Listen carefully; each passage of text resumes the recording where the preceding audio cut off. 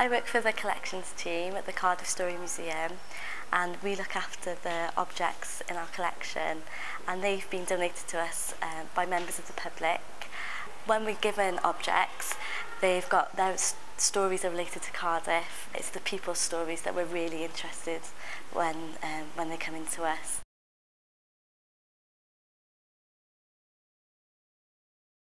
I started volunteering due to my interest and love of history, and started researching for some of the objects that were going to be on display in the museum.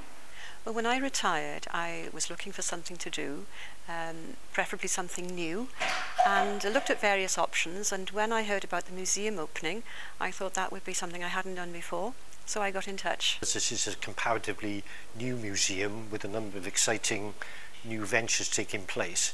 It was nice to be able to get involved, in my case to do research on some of the objects which are on display within the museum.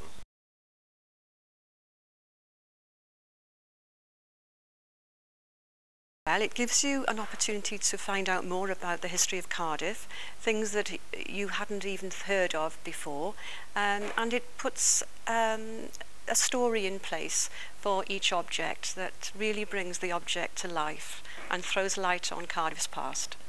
It opens up a lot of avenues which you would never normally encounter. I mean, you can read about things in books, you can look at pictures, but once you become a volunteer, especially when you've got live objects to deal with, it then gives you a far greater satisfaction finding out what has been involved, and also of course you're putting a marker down for history that future generations can benefit possibly from some of the research you've done.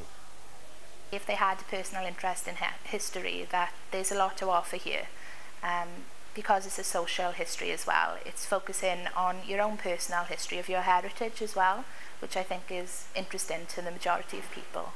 Our volunteers are invaluable. They're really supportive of the job we do, and we've had so many objects come in that they've helped us research them, and that's such a big thing for our project.